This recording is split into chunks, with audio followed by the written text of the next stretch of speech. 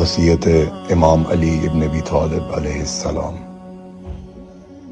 فزت ورب الکعبہ، تمہیں خوف خدا کی وصیت کرتا ہوں۔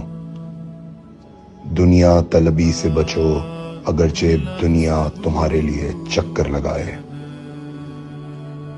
اس چیز پر افسوس نہ کرنا جو تمہارے ہاتھ نہ آ سکی۔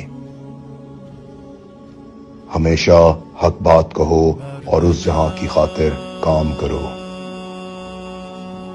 ستمگروں سے ہمیشہ لڑتے رہو اور مظلوموں کے مددگار۔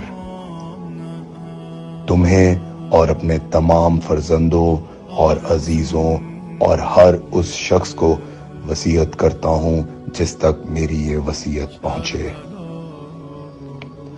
خدا کا خوف کرو، خدا کا خوف کرو۔ اپنے کاموں کو منظم رکھو اور ایک دوسرے کے درمیان صلح اور آشتی سے کام لو، کیونکہ میں نے تمہارے جد صلی اللہ علیہ وآلہ وسلم سے سنا کہ فرمایا، لوگوں کے درمیان صلح کروانا سالوں کی نماز روزے سے بہتر ہے۔ خدا کے لیے یتیموں کا خیال رکھنا، انہیں کبھی بھوکا کبھی سیر نہ چھوڑنا۔ دیکھو، انہیں یوں ہی نہ سمجھنا۔ خدا کے لیے پڑوسیوں کا خیال رکھنا، ان کی سفارش پیغمبر نے کی ہے اور بارہا ان کے بارے میں فرماتے رہے، یہاں تک کہ ہم گمان کرنے لگے کہ شاید وراثت میں بھی ان کا حصہ قرار دیں گے۔ خدا کے لیے قرآن کا خیال رکھنا، کہیں ایسا نہ ہو کہ دوسرے لوگ قرآن پہ عمل کرنے میں تم پر سبقت لے جائیں۔ خدا کے لیے نماز کا خیال رکھنا جو تمہارے دین کا ستون ہے۔ خدا کے لیے حج کے موقع پہ کہیں ایسا نہ ہو کہ خانہ خدا کو خالی چھوڑ دو۔ جتنے دن بھی اس دنیا میں ہو، اگر بیت اللہ کی حرمت کا خیال نہ رکھا تو سخت عذاب میں مبتلا ہو جاؤ گے۔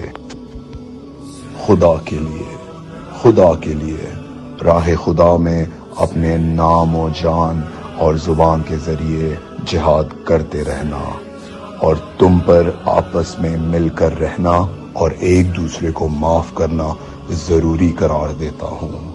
کہیں ایسا نہ ہو کہ ایک دوسرے سے منہ موڑ کر تعلقات ختم کر لو۔ امر بالمعروف و نہی عن المنکر کو ترک مت کر دینا، ورنہ بدترین لوگ تم پر حکمران ہو جائیں گے۔ اس وقت دعا کرو گے مگر دعا قبول نہیں کی جائے گی۔ اے اولاد عبد المطلب، میں مسلمانوں کے خون میں تمہارے ہاتھوں کو آلودہ نہ دیکھوں۔ یہ کہتے ہوئے نہ دکھائی دینا کہ امیر المومنین کو قتل کیا گیا۔